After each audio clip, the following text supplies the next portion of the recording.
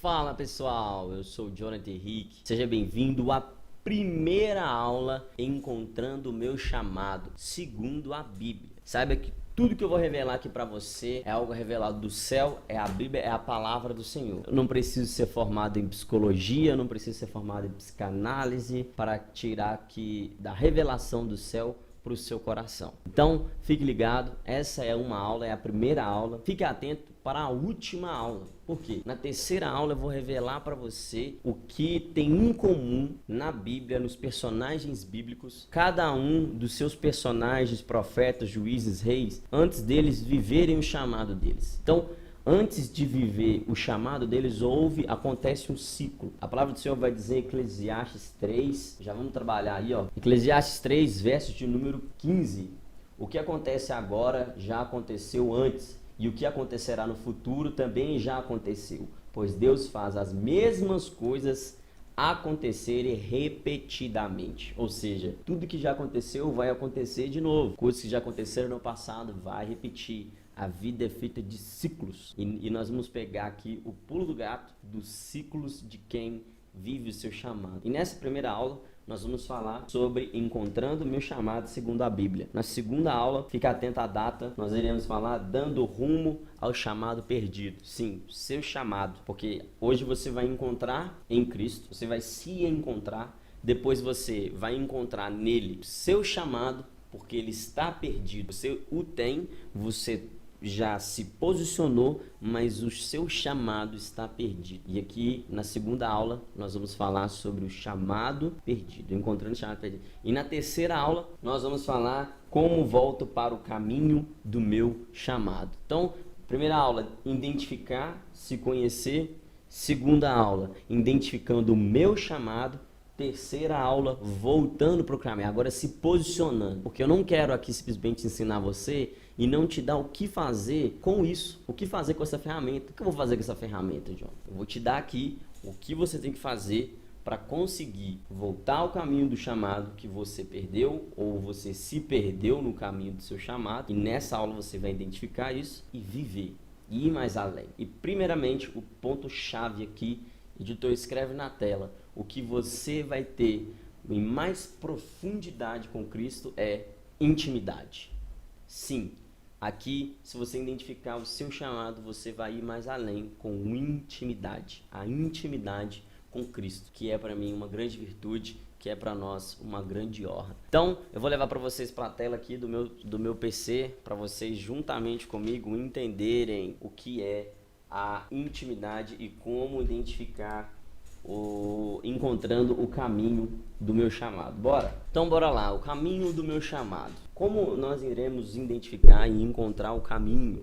Caminho esse que nos fazem ir mais além com Cristo, ter mais intimidade com Cristo e principalmente ajudar pessoas, porque esse também é um dos tópicos. Mas primeiro vamos falar de um ponto que você precisa se encontrar para viver. Como que eu faço para viver? Você precisa entender que você é uma pessoa perdida emocionalmente. O primeiro ponto é você entender que você está perdida emocionalmente. Jonathan, sério? Que eu estou perdido emocionalmente e por isso eu não visualizo o meu chamado? Exatamente. Papel e caneta na mão para você anotar todos os pontos, anotar todas as diversidades aí que você precisa ter. Vamos lá, histórias bíblicas. Davi. Sim, Davi. Ele então foi um rei e um dos grandes reis, se não o maior rei aí da nação de Israel. Então você pensa, que chamado ele teve? Ser um grande rei? Não. O grande chamado de Davi foi ser segundo o coração de Deus. Então, o que nós podemos tirar da vida de Davi? Que ele teve muitos altos e baixos emocionais, mas que no fim de todas as coisas convergiam para o chamado dele. Então, o primeiro ponto que eu tenho que identificar na minha vida, as tribulações têm me aproximado ou distanciado do meu chamado. Se tem distanciado, então o primeiro tópico que nós podemos aprender aqui, se tem distanciado ou se tem aproximado. Jonathan, o que distancia? O que te leva a ter um distanciamento juntamente com Davi? O que fazia ele se distanciar do chamado? As tribulações que levam ao pecado. Tudo que te leva ao pecado está te distanciando do seu chamado. Então existem coisas na nossa vida que acontecem e você pensa, putz, o pecado ele vai me aproximar do meu chamado. É óbvio que ele vai te distanciar do seu chamado principal, que é ser segundo o coração de Deus, que é se relacionar com Deus. O que mais distancia você do seu chamado? Influências. E vamos ler lá em Salmos 41, verso 7. Né? Achou que eu não ia falar do Salmos 41, verso 7. E vai dizer assim: todos os que me odeiam falam de mim e imaginam o pior. O que aconteceu? Qual que é um ponto-chave aqui que acontece? E nós vamos aprofundar isso, eu vou aprofundar isso com você. Quando uma pessoa é perdida emocionalmente, o que nós aprendemos aqui? Ela perde o senso de pessoas à sua volta. Uma pessoa perdida emocionalmente, ela perde o senso de quem está do seu lado. Quando você não sabe quem é ou o que você é chamado ou o que você é no reino, qualquer coisa que acontecer à sua volta vai simplesmente te atingir, ou você vai escolher aquilo. Mas se eu sei para onde eu estou, se eu estou saindo da minha casa e indo para o centro, eu sei que eu não preciso passar, por exemplo, aqui em BH, pelo Sion, que é um bairro totalmente fora do lugar que eu vou ir. Então se eu sair do ponto A para o ponto B, eu não preciso passar no ponto C. Eu vou do A ao B e não do C ao B. O que é o ponto C? O ponto C são as pessoas, as influências que te tiram do caminho sem você perceber. Ah, John, tu tá do meu lado, mas eles não influenciam. Sim, influenciam. Pessoas são movidas de sensações. E sensações nos faz ter decisões que vão nos convergir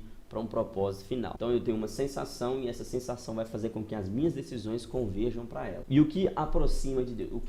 Quais são as tribulações que nos aproximam de Deus? São as tribulações.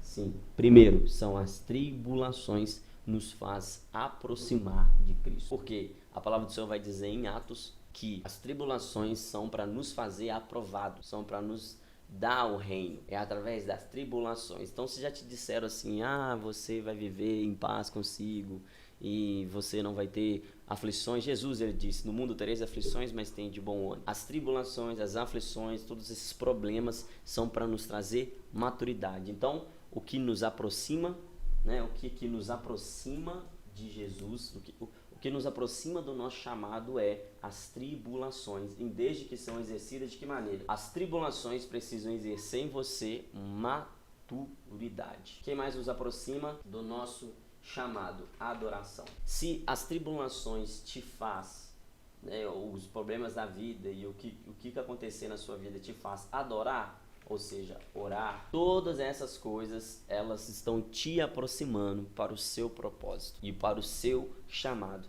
Mas o que acontece que nos faz distanciar e não nos aproximar? Vamos aprender com a vida de Davi e todo o encontrar emocional, se encontrar, né, encontrando o caminho do meu chamado, você precisa se encontrar. Vamos aprender com a vida de Davi, tirar tudo de Davi. Então entenda uma coisa, tudo isso aqui vai estar em Salmos, tá? Porque Salmos é onde nós aprendemos mais da adoração de Jesus, de Davi. Aí ó, vai revelando Deus. Deixa eu te explicar uma coisa aqui para você entender. Já guarda e vai anotando.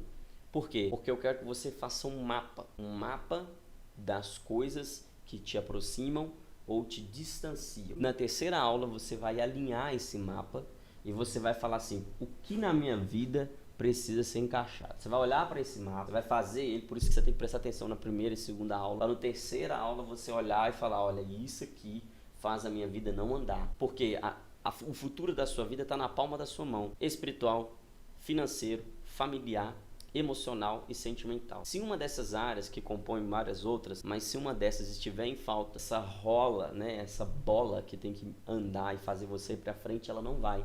Ela vai ter quinas que vão te machucar. Vai ser uma área que sempre você vai começar a andar e ela vai te machucar. Mas a partir de hoje isso não vai mais ter. Vamos lá então entender os sintomas de um perdido emocional. Sintomas de uma pessoa perdida emocionalmente. Qual é o primeiro sintoma de uma pessoa perdida emocionalmente? Físico. Isso está em Salmos 38, verso de número 8, que vai nos dizer da seguinte maneira: estou exausto e abatido, meus gemidos vêm de um coração angustiado. Então, o que ele estava sentindo aqui? O que ele sentia? Angústia. Outra coisa que ele sentia aqui: meus gemidos vêm de um coração angustiado. Então, ou seja, exaustão, abatido, e os gemidos, ou seja, aqui, se a pessoa chegar a gemer, você gemer de dor, é quando você tem que estar com uma dor muito intensa. Por exemplo, você vai tomar uma agulhada, pra gente tem algumas pessoas que sentem essa dor triplicada. Então, sente aquela dor e geme. Você só geme seu coração com angústia.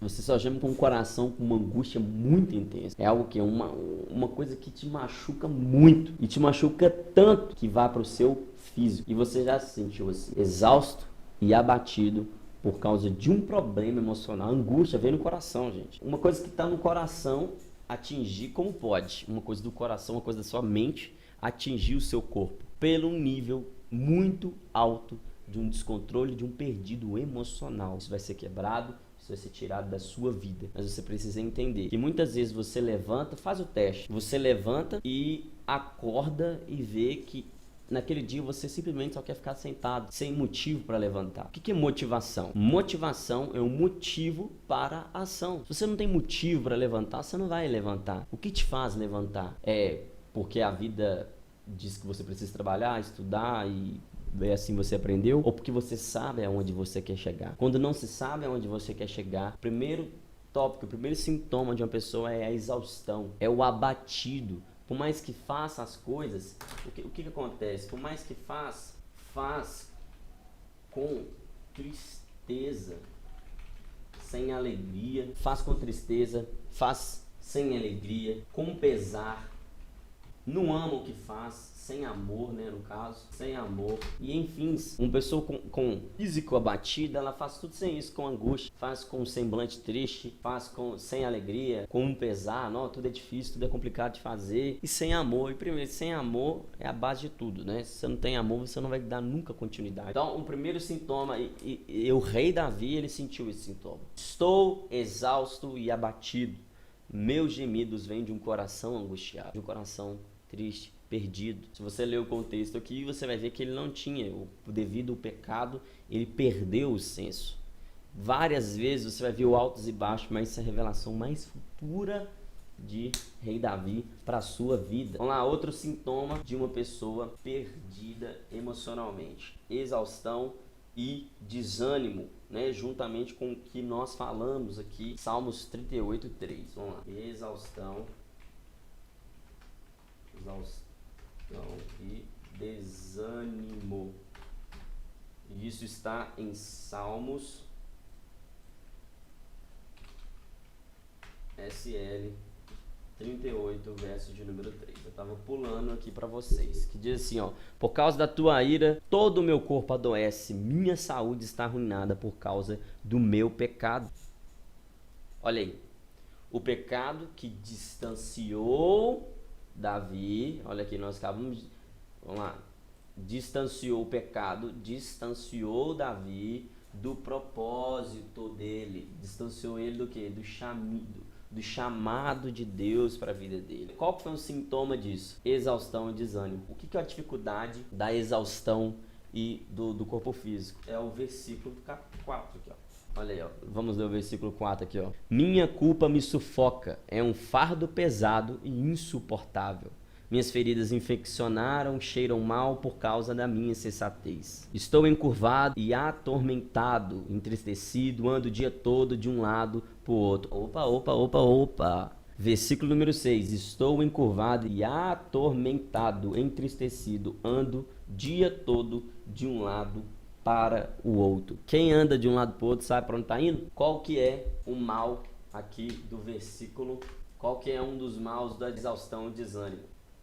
Perdido, sem rumo. A exaustão é tão pesada, uma pessoa que está desequilibrada emocionalmente, que atinge o corpo dela. E nós lemos aqui: minhas feridas infeccionaram, cheiram mal, minha culpa me sufoca, que é o sufoco. E o pior, ando de um lado para o outro. Ando de um lado para o outro. Presta atenção em mim aqui. O que é andar de um lado para o outro? Eu vou te explicar o que é andar de um lado para o outro. Quando eu me converti com uns 14 anos, Eu comecei no louvor, eu cantava. Olha que maravilha, gente. Que perfeito, né? Então eu cantava e adorava o Senhor, aquilo ali fazia muito parte de mim, e eu me sentia muito bem com aquilo. Mas na minha igreja é uma igreja muito ativa, né? Eu sou da IBTA, meu ministério, você deve conhecer aí pelo meu perfil. Só que chegou em determinado momento em que eu queria fazer tudo. E então eu comecei a ir trabalhar no encontro, e então eu comecei a ir para consolidação, queria começar a entrar para consolidação, que é da minha igreja. Aí eu queria entrar para a intercessão ao mesmo tempo e fazer o som da minha igreja, porque não, tem que trabalhar, a obra de Deus, fé sem obras é mortas, e etc, e tal e tal. Sabe qual foi o período que eu mais me cansei? Foi no segundo ano da minha convenção, no caso aos 16 anos, que eu me deparei com a primeira tribulação verdadeira e consciente do meu propósito. Quando o meu propósito começou a me colocar na parede. Porque eu vi as pessoas chegando a um limite, chegando a algum lugar, né? Não um limite, mas a um lugar do seu chamado. E eu acho que escala não é chamado. E já anota essa aí para você ser transformado na sua vida aqui, ó. Anota aí, escala não é chamado. Às vezes você pensa que chamado é você ter um ministério onde você vai cumprir escalas. Isso é ministério. Eu tenho um ministério, sou ministério da mídia. Talvez você vai do ministério, você é do ministério aí da consolidação, um obreiro da casa do Senhor, ministério dos pastores. Só que chamado vai muito além de uma escala. Se Davi tivesse que cumprir a sua escala, por exemplo, como rei, você acha que ele teria o seu chamado e ser chamado, seu legado, segundo o coração de Deus? Não. Se você cumpre escalas e pensa só em escalas e acha que aquilo ali é um ápice de chamado, você está numa identidade rasa, por não saber quem você é. E você entender quem você é, você vai descobrir o rumo do seu chamado e parar de caminhar assim como fala em Salmos 38, verso 4, de um lado para o outro, como Davi estava fazendo no momento que ele se sentiu perdido. Então, um dos sintomas aqui é a exaustão e o desânimo. Escala não é chamada. Mais um sentido aí, mais um sintoma de quem se sente, de quem é perdido emocionalmente e não sabe para onde está indo. Sensação de sufoco. Em Salmos 38, verso 4. Salmos 38, verso 4 diz assim: minha culpa me sufoca, é um fardo pesado e insuportável. Sensação de sufoco, tudo o que faz fica pesado. Você conhece alguém que tudo o que faz reclama? Vê aí, se você tem, escreve aí no papel o nome dessa pessoa para você orar por ela, porque ela é uma pessoa perdida emocionalmente. Ela é uma pessoa que tudo o que faz, ela tem reclamações, tudo o que ela pega para fazer ou inicia, sempre tem um ponto negativo para se ver a coisa. E isso não se vê pelo fato dela estar sufocada, mas por ela fazer aquilo sufocar. Entenda uma coisa, uma pessoa que é perdida emocionalmente, não sabe para onde está indo, não tem o seu chamado, tudo na sua vida é um sufoco, não porque ela está perdida, ou porque sofreu traumas ou por medo, mas porque ela constrói o ciclo de sufoco na vida dela. Lembra que nós demos aqui no início, Eclesiastes 3, verso 14, que tudo que acontece, Deus permite que aconteça novamente, são ciclos. Então o que você planta, você colhe,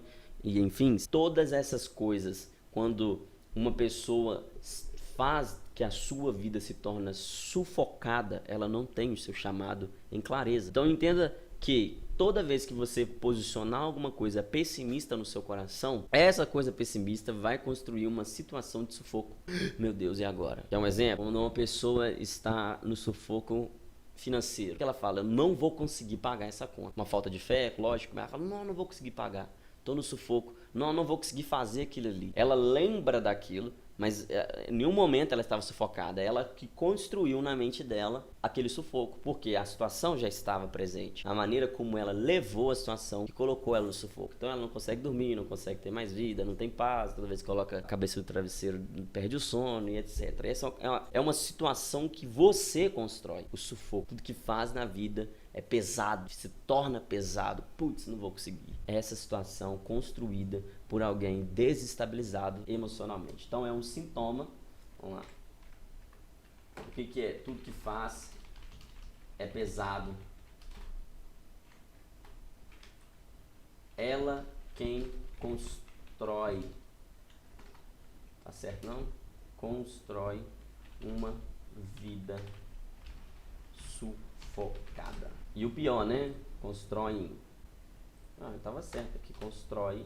Enfim, vocês entenderam. Ela quem constrói uma vida sufocada. E o que ela faz? Cria ciclos. Vai só aprofundando. Aprofunda, e aprofunda, e aprofunda, e aprofunda, e aprofunda. Mas, em nome de Jesus, vai ser quebrado se você é uma pessoa que constrói ciclos sufocantes na sua família, na sua casa. E por último, ela perde o senso de amizade, que eu ia falar com vocês e aprofundar. Perde o senso de amizade. E vamos lá, se você tá cansado, toma água e respira. Por quê? Esse, se não, é o maior e é o sintoma mais pesado. Eu tenho certeza que você está falhando nisso. Só de você estar aqui, você é uma pessoa que está falhando nesse tópico. Por quê? Porque é esse tópico que nos faz sair da rota em passos bem pequenos do chamado. Por quê?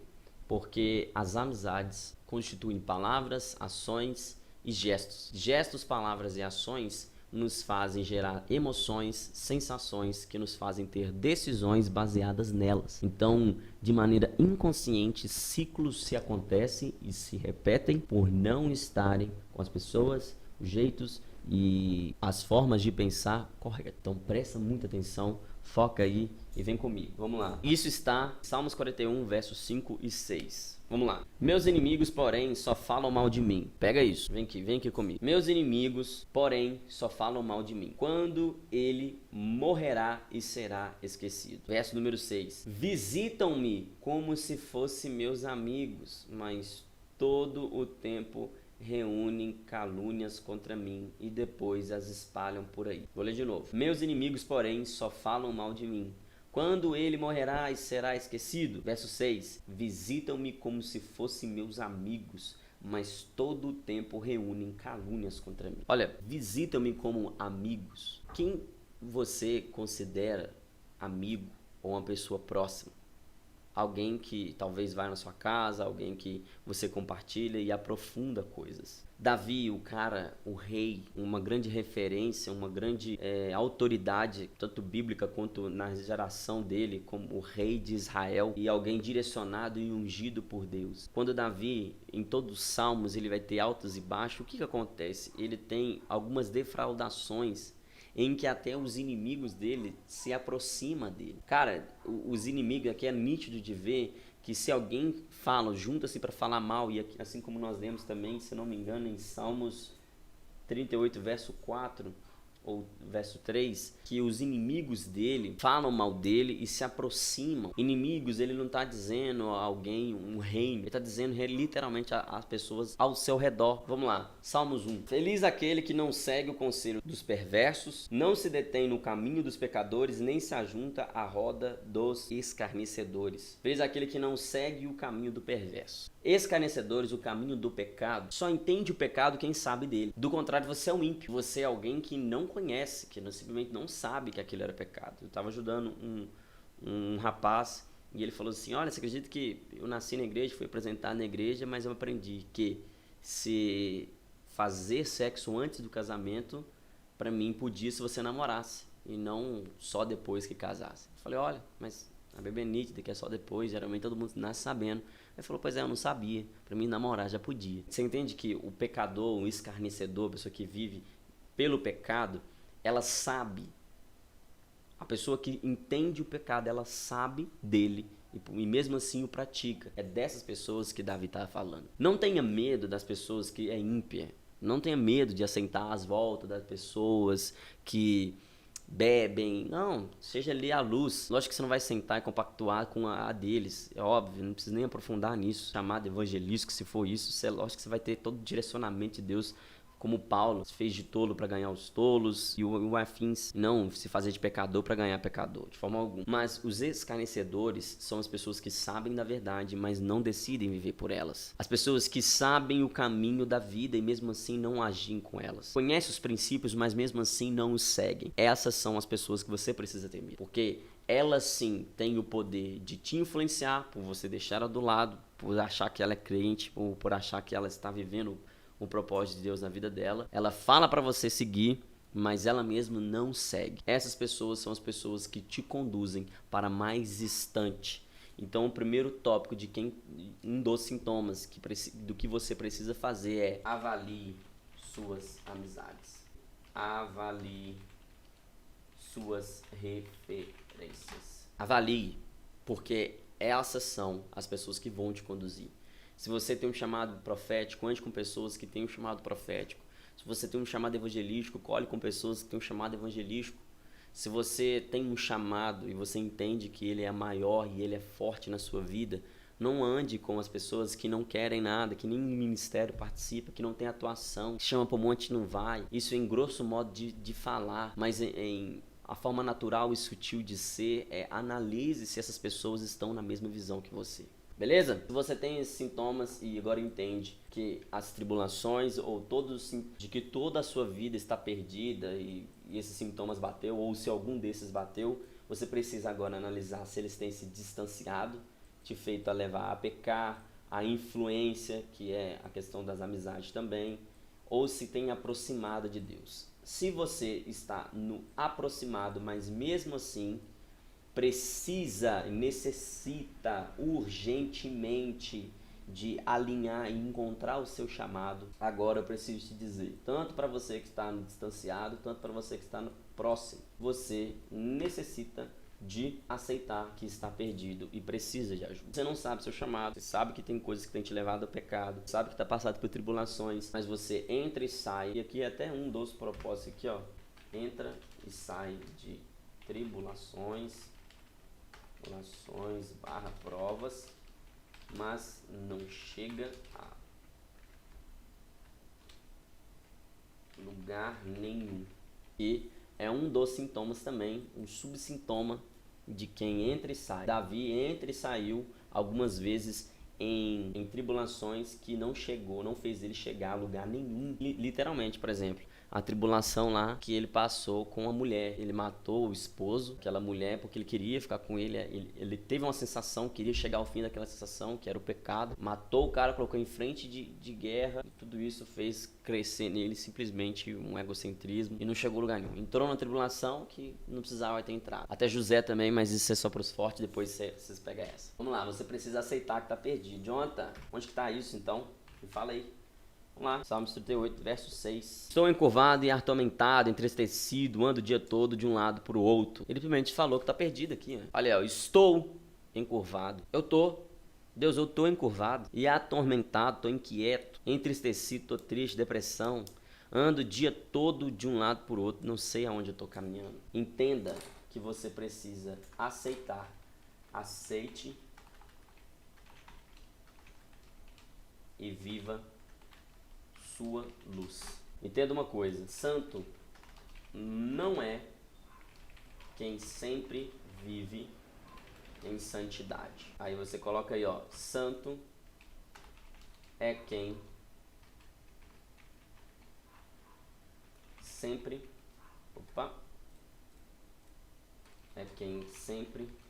procura se santificar.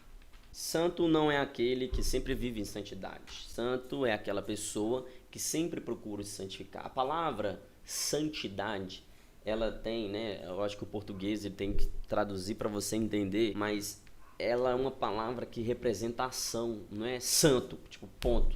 Santo é uma outra palavra, como se refere a Deus e a Vé, né? Mas santidade, ela representa processo. É uma coisa que vem corriqueiramente.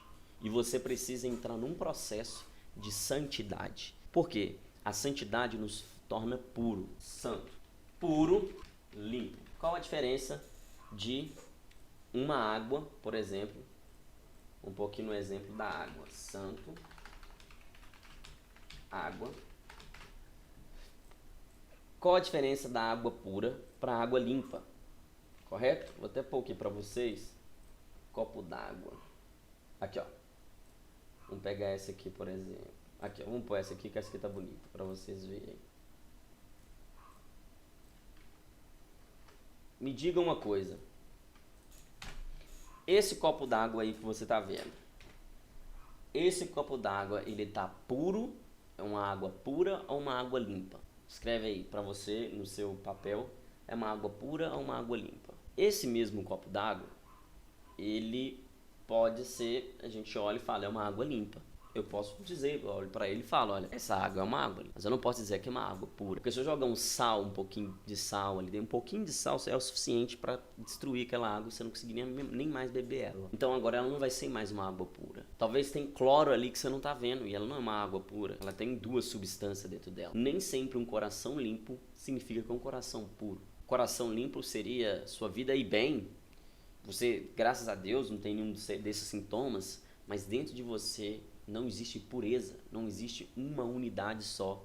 Que unidade é essa? Jonathan, me ajuda. Qual é essa unidade que eu preciso entender? Adoração. Adoração. E o que é adoração? Hein? Amor. Você só adora aquilo que você ama. E o que é amor? Estilo de vida. Pensa comigo. Amar não é sentimento, John. Amar não é sentimento. Amar é estilo de vida. É um estilo que você adota ter. Por quê? Nem sempre se você casar com uma pessoa significa que você todo tempo vai ficar aquele trem amor, não vai encontrar a perfeição. Não, você vai saber que ela é perfeita, mas mesmo assim você alinha a sua vida para aquele estilo de vida. E quando você adora a Deus, o seu chamado é a adoração. Porque você vai fazer com que a sua vida seja uma adoração pelo amor de Deus. Você vai adotar um estilo de vida pelo seu chamado para que você adore a Deus. Eu já vai pegando essa chave de que a sua vida precisa mudar o seu estilo de vida. A sua vida precisa ter um novo estilo. Estilo esse convergido para o seu chamado. Porque o seu chamado é a sua adoração. Pense que é uma frequência que você vibra e essa frequência, ela te faz adorar. Orar em todo o tempo. Como em Tessalonicenses 5:5 vai falar, orai sem cessar. Essa oração sem cessar é através da sua própria vida. Beleza, Jonathan? Eu encontrei. Tudo bem, eu encontrei. Eu aceito. Isso tudo fez muito sentido para mim. Mas, Jonathan, como eu encontro o caminho do meu chamado? Como que eu converjo então para que a minha vida agora seja uma adoração contínua, sem cessar, dizer para minha vida, falar, olha, eu adoro a Deus em todo o tempo. Nada te tira. Entenda uma outra coisa, uma outra verdade. Quando você sabe para onde você vai, quando você sabe o que quer, nada te tira daqui. E nada vai te distanciar mais, frieza, inconstância. Até porque Davi, em todo tempo, ele teve uma inconstância emocional, mas em nenhum momento ele perdeu. Por que Davi foi chamado de segundo coração de Deus? Porque sempre, depois de um momento de calamidade, um momento de caído, num momento de tristeza na vida dele, ele sempre se voltava para Deus. Ele sempre adorava ao Senhor. E adoração não é música, adoração é vida. O estilo de vida de Davi era o quê? Caiu, Senhor, perdoa-me, devolva-me a alegria da salvação. Caiu, bem-aventurado aqueles que têm o Senhor como seu pastor. Caiu, 1000 cairão ao meu lado, 10.000 à minha direita, mas ainda confiarei no Senhor. É sempre permanecer no Senhor. O seu chamado está baseado no fim aqui que já vou te dar para caminhar para o final dessa mensagem e dessa aula. O fim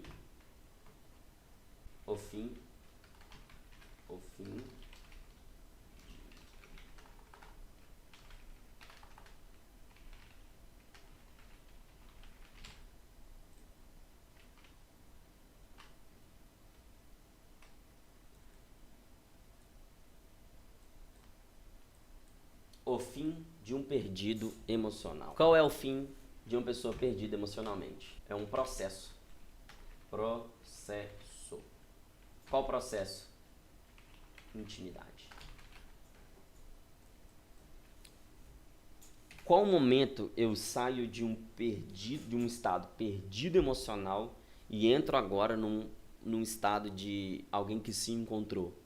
Quando você entra num processo de intimidade. Como eu dou rumo para o meu chamado? Como, Jonathan, que eu vou conseguir olhar e falar assim, cara, beleza, como que agora eu começo a dar início para encontrar o meu chamado, que eu sei que eu estive perdido, eu preciso adorar ao Senhor, eu preciso deixar com que a minha vida tenha um estilo de vida de adoração, que é o meu chamado, mas agora como eu entro no caminho do chamado? Como eu dou rumo para ele? Entrando num processo de intimidade. E processo de intimidade é a nossa segunda aula. Fica atento no grupo para você saber a data da próxima aula. E fique ligado, porque na última tudo isso aqui, tudo que você pegou, essa transformação de saber quem você é, agora você vai saber o que tem que fazer e na terceira, botar em prática e estourar a sua vida e ter certeza e convicção. Fique ligado, porque na última aula você vai ser transformado, mas na próxima nós vamos falar de processo de intimidade. Coisas que você já viveu, que te machucou com Deus,